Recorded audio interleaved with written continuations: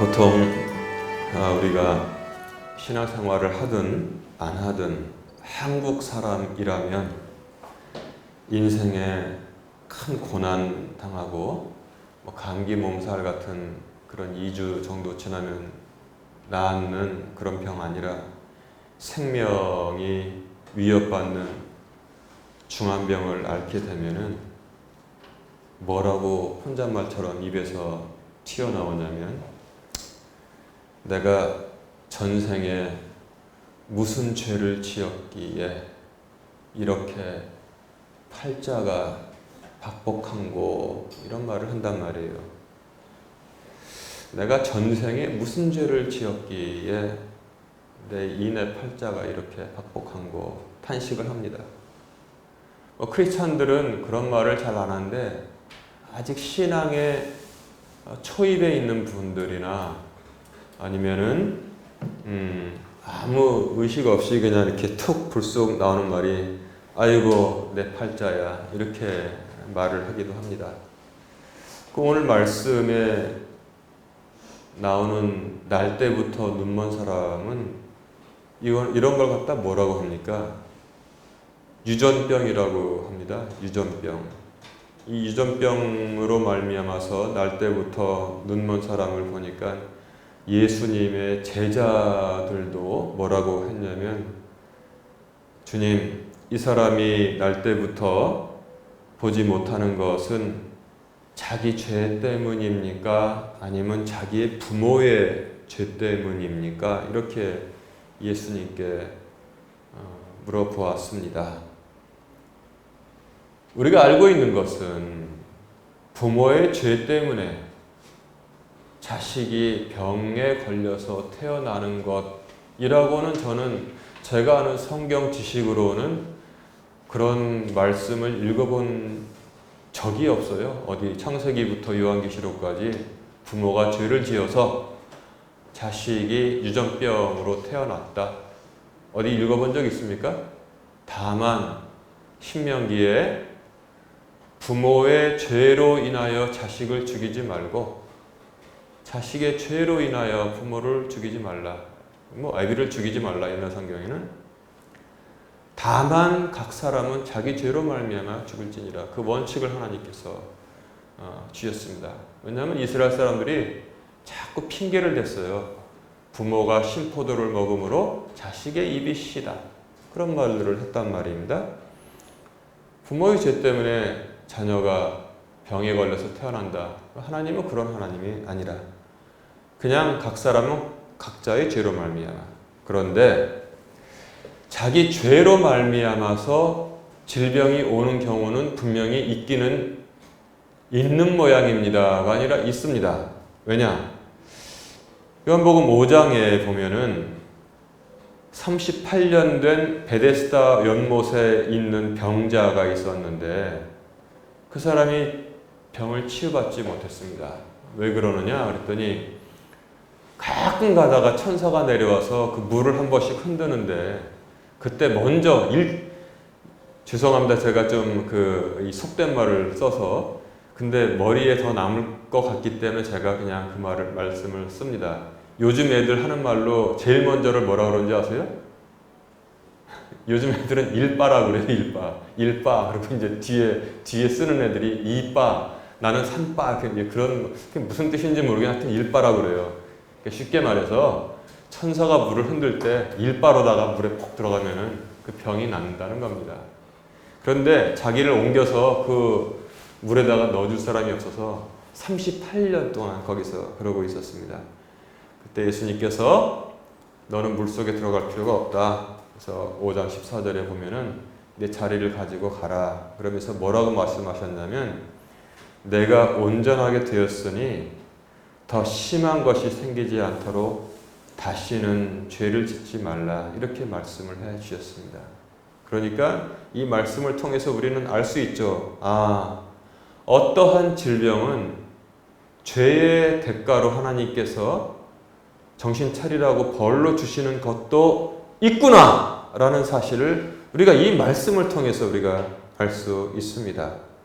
또 하나 생각나는 것이 무엇이냐면, 그 예수님께서 어느 집에 계실 때 많은 사람들이 몰려들어서 그야말로 입추의 여지가 없었습니다. 그런데 자기 친구가 중풍병에 걸려서 침상에 누워 있는데 예수님께 데려가면 나을 수 있다는 아주 이 우정이 좋은 그런 신실한 친구들이 그 병상째 메고 왔는데 들어갈 수가 없었어요. 그러니까 안 되겠다. 위로 올라가자. 그래서 지붕을 뚫었습니다. 그리고 양쪽 귀퉁이마다 끈을 메어서 마치 엘리베이터 내리듯이 이렇게 내려서 예수님께로 내려서 친구가 치유받게 이렇게 좀 했습니다. 그랬더니 주님께서 뭐라고 말씀하셨냐면 소자야. 옛날 성경에 꼭 소자라고 썼어요. 아들아 안심하라. 내 죄들을 용서받을지어다. 이렇게 해서 그가 일어났습니다. 그랬더니 약간의 과정이 있었죠. 저가 누구이기에 남의 죄를 사한단 말인가. 오직 하나님 한 분 외에는 죄를 사할 리가 없다. 이렇게 유대인들이 생각하니까 인자가 죄를 사하는 권세가 있음을 너에게 보여주겠다 해서 내 자리를 들고 일어나서 가라 그랬습니다. 그랬더니 그렇게 됐어요. 자, 너희들에게는 내 죄 사함 받았느니라 하는 말하고 내 자리를 들고 일어나서 가라라는 말 어느 것이 더 쉽냐? 그러나 내가 죄 사함의 권세가 있는 것을 너희에게 보여주기 위해서 그렇게 하겠다. 그래서 치료를 받았습니다. 그러니까 이 말씀을 통해서 볼 때도 간접적이지만 아들아 내 죄들을 용서받을지어다. 그래서 그 죄가 용서받아서 그 병도 치유가 됐다고 저는 생각을 합니다. 그래서 간혹 가다가는 죄로 말미암아서 질병을 당하고 있는 경우도 있다고 이렇게 저는 생각을 하게 되었습니다. 그런데 날 때부터 눈먼 자가 자기 죄 때문입니까? 부모의 죄 때문입니까? 라고 제자들이 물었을 때 다 아니다. 이렇게 말씀을 하셨고 다만 이것은 이 사람을 통해서 하나님의 일을 나타내고자 합니다. 이렇게 주님께서 말씀을 해 주셨습니다. 왜냐하면 죄라는 것이 요한 1서 3장 4절에 보니까 누구든지 죄를 범하는 자는 율법도 범하나니 죄는 율법을 범하는 것이니라 이렇게 말씀을 하셨단 말이에요. 그러면은 날 때부터 유전병 때문에 고통을 당하고 있는데 어머니 뱃속에서 무슨 죄를 범해 율법을 범합니까? 이게 말이 되기가 않는 소리란 말이에요. 그런데 이 제자들도 왔다 갔다 하면서 성경이 전하고 있지 않는 것들을 랍비로부터 들었을 가능성이 있다는 것입니다. 그러니까 성경 너머의 얘기들을 할 필요가 없는 거예요. 그래서 날 때부터 죄인으로 태어났다. 우리는 이렇게 보통 믿는데 그렇지는 않다는 것입니다. 왜냐? 날 때부터 죄인으로 태어났으면은 예수님께서 아이들을 사랑하시사 아이들을 안고 그에게 또한 축복하시면서 또 어른들이 뭐라고 하니까 아이들이 내게 오는 것을 금하지 말라.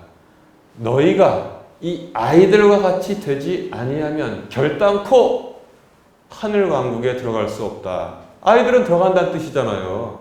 그러니까 날 때부터 죄인으로 태어났으면 아이들이 어떻게 아버지의 왕국에 갑니까? 그래서 우리도 사실 제가 이렇게 정리해서 쭉 저기 이제 말씀을 전하는데 많이 또 이렇게 잘못 알고 있었을 가능성이 크다는 것입니다. 그리고 사실 지금 이 현대를 살고 있는 우리 모두는 한 사람도 빠짐없이 제가 볼 때는 우리 모두 유전병을 가지고 있습니다. 단지 그 발현이 또렷한 사람하고 그렇지 않은 사람하고 저도 유전병을 가지고 있다고 생각합니다. 왜냐? 저는 이 호흡기가 약해요. 그래서 어렸을 때도 그 질병을 통해서 제 인생의 경로가 바뀌어버렸어요. 그리고 저는 겨울에 아주 괴롭습니다. 그래서 그 건조하면은 제가 하루 밤에 한 20-30번 이렇게 좌우로 우로 이렇게 돌면서, 왜냐하면 코가 막히고 아프기 때문에. 그래서 그 가습기도 보통 가습기 쓰면 안 돼요. 그냥 그 왜 뜨겁게 가열돼가지고 이렇게 커피포트에서 나오는, 그래야지 잠 안 깨고 자지. 아주 정말 그 안 당해본 사람은 모를 거예요. 괴로워요. 하여튼. 근데 뭐 약도 써오면은 병원에 가면은 뭐 잠깐 괜찮다가 또 안 되는구나 이렇게 전화를 해서 살고 있습니다.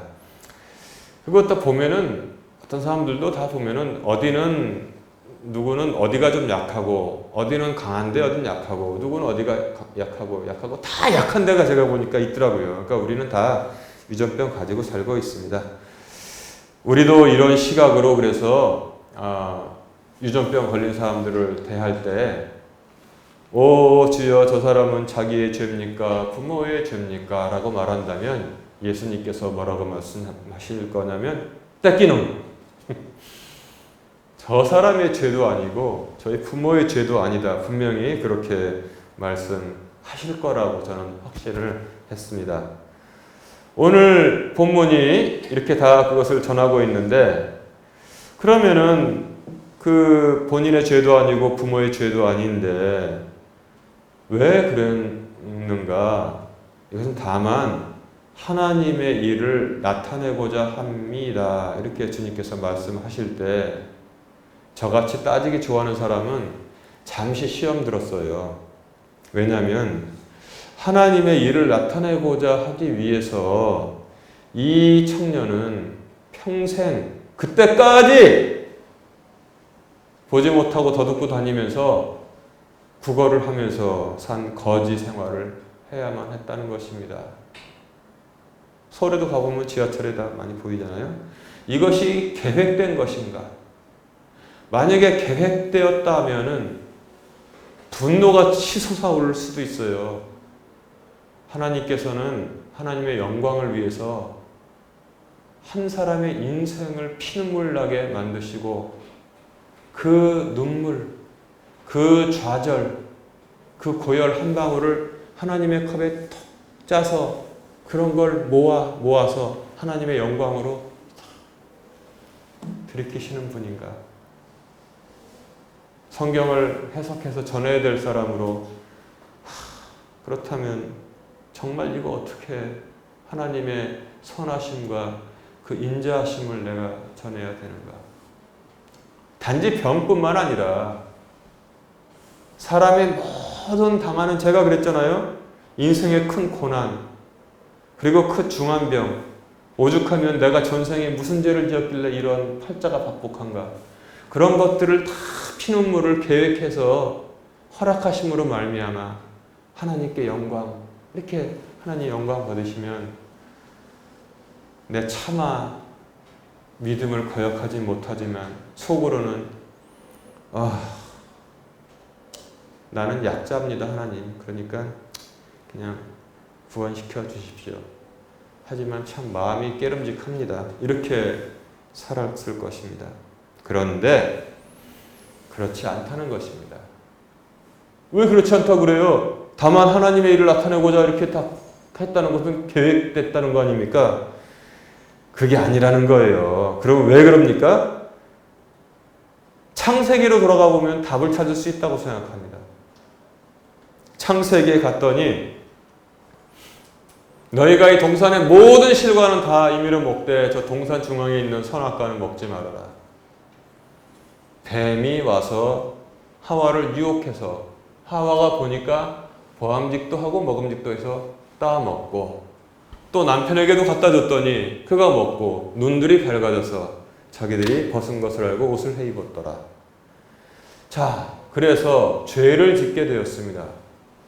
죄를 짓게 되었더니 그때 뭐가 나왔어요? 죽음이 세상에 들어오게 되었습니다. 죽음이 들어오게 되었습니다. 그것으로 끝났습니까? 하나님께서 뱀을 저주하시고, 또 하와는, 여자는 남자를 사랑하고 섬겨야 되고, 또 남자는 뭐예요? 이마에 땀을 흘려야지만 이제 먹고 살 수 있도록 하나님께서 만들어 주셨는데, 그런데 뭐가 중요하냐면 너는 사람의 아들의 발뒤꿈치를 상하게 하겠지만 그는 너의 머리통을 깰 것이다. 하나님께서 그렇게 구원의 길을 열어주셨습니다.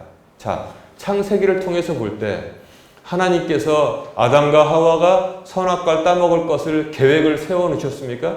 그래가지고 속된 말로 말해서 고생을 하면서 인생을 살도록 플랜을 다 짜놓으셨습니까? 그리고 짜잔하고 예수 그리스도를 통해서 세상을 구원할 계획을 짜놓으셨습니까?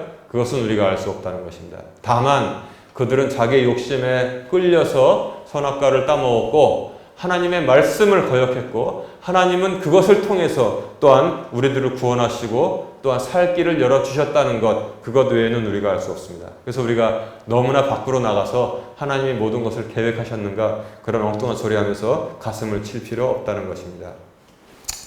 자, 그런데 그래서 날 때부터 눈먼 사람을 예수님께서 고쳐주셨습니다. 그랬더니 어떤 일이 일어났습니까? 바리새인들이 시기해서 그 사람을 출회시켜버렸어요.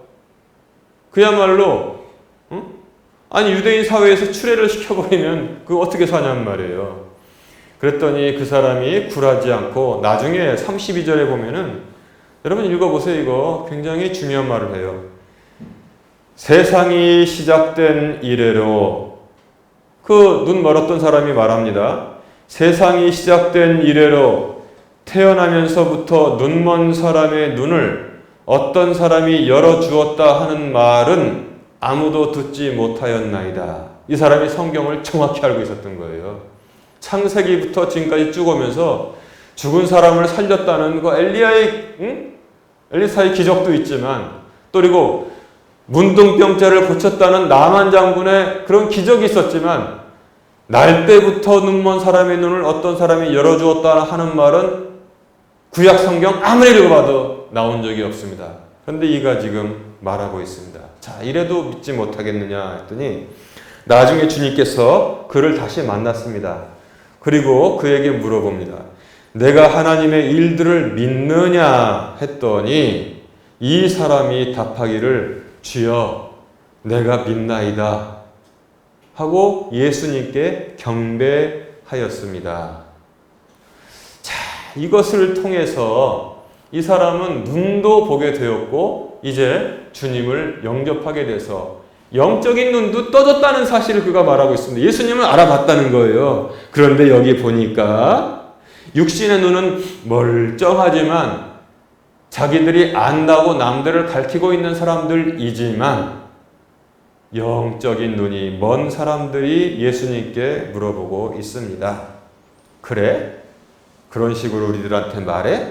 그래, 우리도 눈 멀었느냐? 이렇게 40절에 물어보니까 예수님께서 41절에 너희가 눈 멀었다면 너희에게 죄가 없으려니와 지금 너희가 우리는 본다 하니 너희 죄가 남아있느니라. 이렇게 주께서 말씀해 주셨습니다.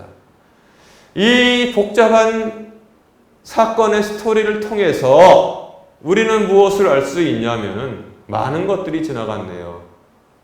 한 사람이 태어날 때부터 유전병으로 말미암아 보지 못하였습니다.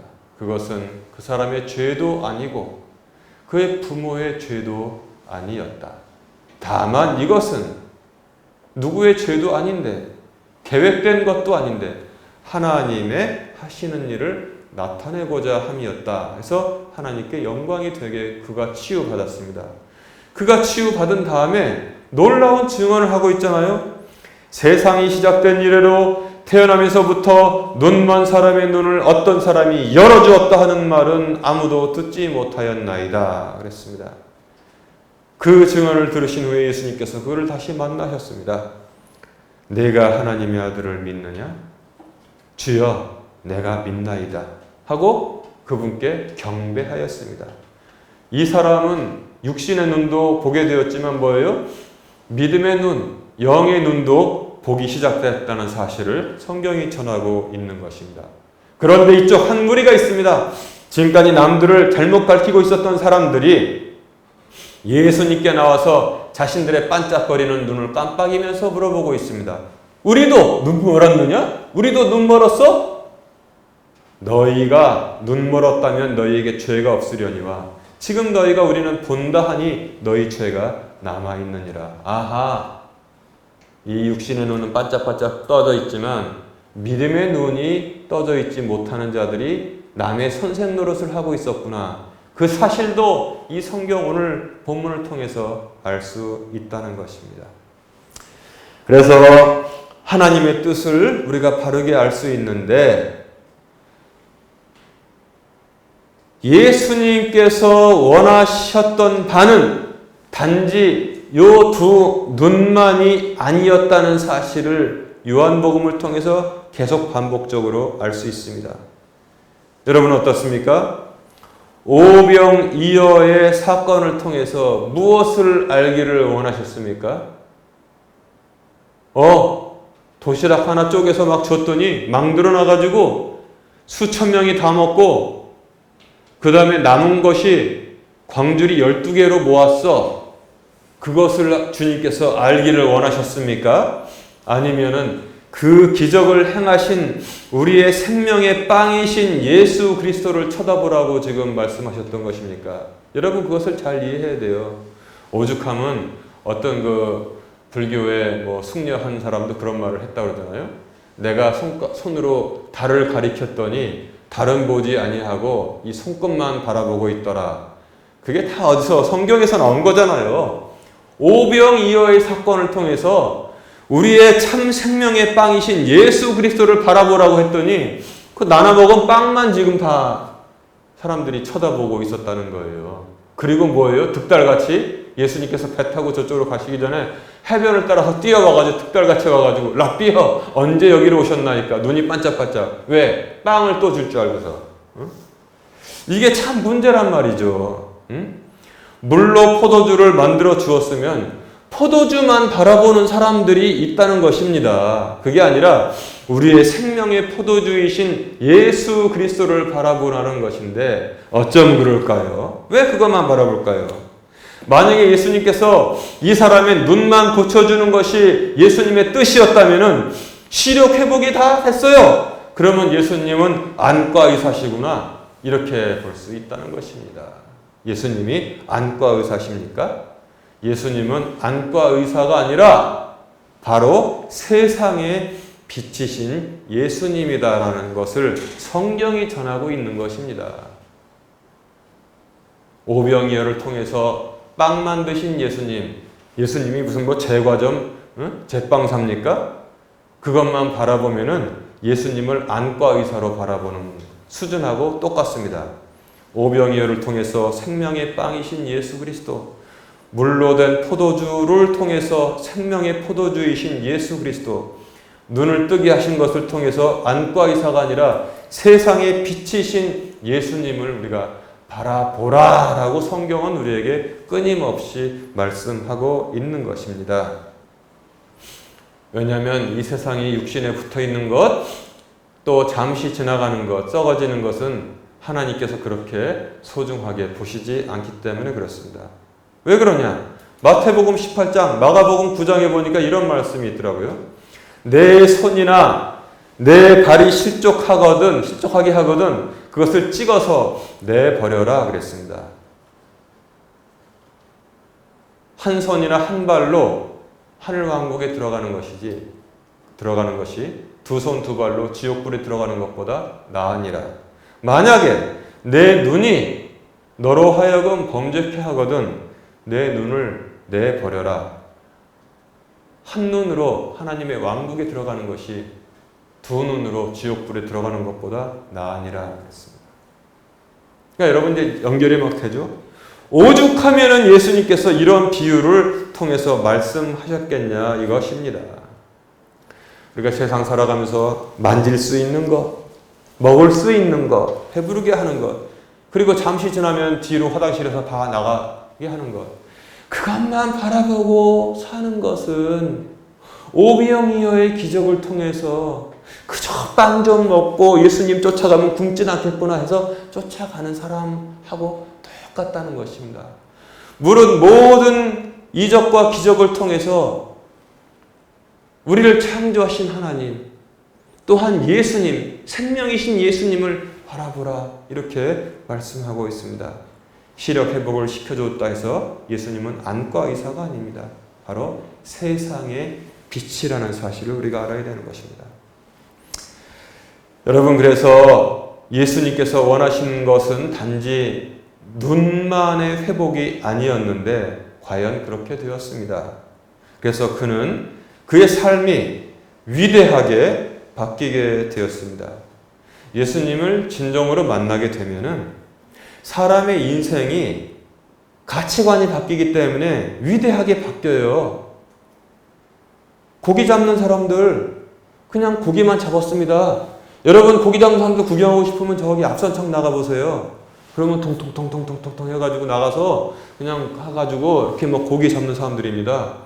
그런데 그 사람들로 하여금 이제는 사람 낚는 어부가 되도록 위대하게 그 삶을 완전히 다 바꿔주셨습니다. 그래서 어떻게 또 바꿔주셨냐?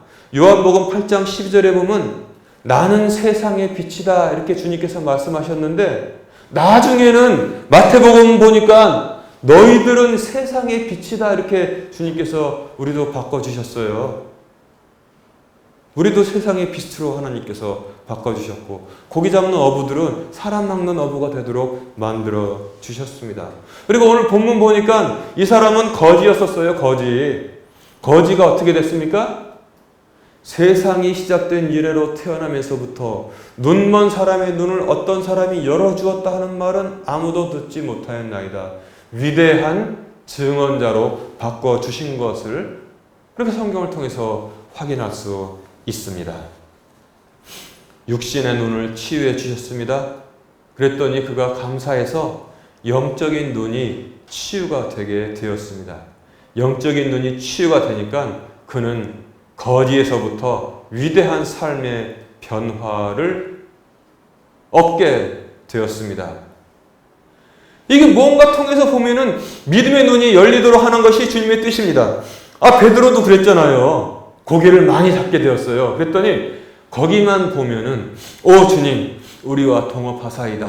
우리가 5대5로 나누어 드리겠습니다. 그저 어군 탐지기 역할만 해주세요. 배는 타실 필요가 없습니다. 우리가 배 타고 나가면 왼쪽이다, 오른쪽이다. 그것만 알려주시옵소서. 그렇게 말하지 않았다는 것입니다. 그가 믿음의 눈이 열리게 되었습니다. 그랬더니 주 앞에 무릎을 꿇고 베드로가 위대한 말을 했지 않습니까? 이게 바로 변화가 되는 거예요. 주여, 우리를 떠나소서. 우리는 죄인이로소이다. 그랬습니다. 아니, 고기 많이 잡게 해줬는데 왜 우리를 떠나소서 우리는 죄인이로소이다 그랬습니까? 그의 또 다른 차원의 변화가 일어났다는 사실을 성경은 우리에게 전하고 있기 때문에 그렇습니다. 수많은 고기, 여기서 끝나는 사람들이 대부분이에요. 교회에 나오는 그런 목적도 어떻게 보면은 저 교회는 메뉴가 뭐래? 그 다음에 봄과 겨울 어디 제주도도 보내주고 진짜 기가 막힌 일이죠. 만약에 교인들이 그런 생각을 가지고 나온다면은 오병이어 빵 얻어먹고 들판으로 헤매는 사람들하고 도대체 뭐가 다르다는 것입니까? 10명의 문둥병자 가서 제사장에게 보여라 했더니 가다가 병 나가지고 옳았구나 하고선 전부 다 친구네 집으로 뛰어간 사람들하고 9명하고 뭐가 다르다는 것입니까? 우리가 신앙생활을 하고 우리가 또 목회를 하고 무엇을 위해서 하고 왜 하는지를 정말 잊지 말고 생활을 해야 되는 것입니다. 기가 막힌 포도주 좀 마셔보고 내가 지금까지 주방장 했는데 연회장 했는데 이런 포도주는 마셔본 적이 없다. 사람들은 맨 처음에는 좋은 것을 내고 나중에 취한 후에 낮은 것을 내거늘 그대는 지금까지 귀한 것을 남겨두었도다. 딱! 거기서 끝나는 거예요. 딱! 교회 나오는 많은 사람들이 딱! 거기서 끝나는 사람들이 무지하게 많다는 것을 생각해 볼 수 있습니다. 눈들이 멀어서 무엇을 따라야 되고 무슨 가치를 추구해야 되는지를 아무리 설명해도 알지를 못하는 경우가 많이 있습니다. 이제 말씀을 정리합니다. 제가 아까 광고 시간에도 우리는 지금 이 미혹의 시대를 살고 있다고 말씀드렸는데, 그렇습니다. 이 미혹의 시대를 사는 우리에게 오늘 말씀이 전하고 있습니다. 시력은 제가 잘 모르지만 무슨 마이너스 붙어 있대요. 저는 그래도 눈은 지금도 눈은 좋아요. 그래서 마이너스가 어떤 건지 모르겠는데 마이너스 얼마부터 2점 몇 가지 시력이 있다고 합니다. 그런데 생활하는데 지장이 있으면 안경 쓰면 되고 안경 써서 생활하면 돼요. 그 정도면 충분하다 주님께서 말씀하십니다. 그런데 육신의 눈은 안과에 가면은 불 딱 켜가지고 이렇게 가리고 3, 2, 이거 물고기 해가지고 잴 수가 있어요. 그런데 이 영적인 눈의 시력은 또한 천차만별이라는 사실을 성경이 전하고 있습니다. 그러니까 가짜 영적 지도자들이 나와서 그냥 사람들을 후리고물로 후리는 것처럼 막 해도 그냥 막 따라가는 것을 볼 수 있습니다. 수두룩하다는 것입니다. 왜냐하면 이 요한복음 9장을 본문 전에 8장 읽어보세요. 지독하게 사사건건 예수님을 거부하는 사람들이 바로 영적 지도자였다는 사실을 성경이 우리에게 전하고 있습니다. 또한 그렇게 되면은 삶의 변화가 없는 믿음 생활을 아주 몇 대를 거쳐서 하는 사람들도 많이 봤습니다. 우리 집은 3대, 우리 집은 4대를 통해서 겁나게 믿어버리는 집안이라고 하는데, 이 김무량 목사가 볼 때도 좌우를 구분 못하는 경우가 굉장히 많아요. 겁나게 믿어버리는데 좌우를 분간을 못하는 생활을 하고 있는 사람들이 너무나 많다는 것입니다. 만약에 이 거지도 그랬다면은 이 거지는 눈을 뜨게 된 후에도 스틸 거지. 제가 일부러 영어를 쓰겠습니다. 이 거지였는데 눈 떠도 스틸 거지, 여태 거지, 아직도 거지입니다. 포도주 마셨는데 연회장, 포도주 마시고도 스틸 연회장으로 살다 죽는 거예요. 여태 연회장으로. 빵 한 조각 들여서 먹었는데 고기랑 그거 먹고 여전히 빵 쫓아다니다가 죽게 되는 것입니다. 육안에서 믿음의 눈, 영으로 열렸을 때 그가 믿음을 보여줬다는 것입니다. 순종했어요. 침 뱉어서 진흙을 만들어서 그의 눈에 발라주고 실로암에 가서 씻어라 했더니, 옛날에 버팅기던 사람이 하나 있었잖아요. 요단강가에 가서 7번 내 몸을 씻어라 했더니 우리나라에는 이런 강이 없을 줄 알아? 하다가 내 아버지요, 선지자가 이것보다도 더 어려운 거 시켜도 하겠는데 이거 못합니까? 그래, 7번. 그 사람 생각나지 않습니까? 이 사람은 군말 없이 주님의 말씀에 순종했습니다. 그랬더니 놀랍게 변화된 인생의 조짐이 그에게서 보이고 있었다는 것입니다. 그래서 거지가 스틸 거지가 아니라 거지가 위대한 증언자로 바뀌었다고 성경이 우리에게 전하고 있습니다. 육안이 열렸습니다. 그랬더니 영의 눈도 열렸습니다. 그리고 예수 그리스도를 바라보고 주여 내가 믿나이다 하고 한 게 뭐예요? 그 앞에서 엎드려서 경배하였다고 성경이 우리에게 전하고 있습니다. 바로 이러한 것을 통해서 예수님께서 다만 하나님의 일을 나타내고자 함이었다, 이렇게 말씀하고 있습니다. 한 사람의 구원의 과정이 지금 이렇게 드라마틱하게 보여지고 있지 않습니까? 이 사람의 드라마틱한 구원의 과정을 통해서 우리도 나가야 하는 길이 앞에 쭉 보이는 것입니다. 우리도 나가야 하는 길이 앞에 쭉 보이는 거예요. 빵이 아니고 포도주가 아니고 안과 의사가 아니고 세상의 빛이신 예수님을 바라볼 수 있는 그런 믿음을 가지시기를 주님의 이름으로 축원합니다.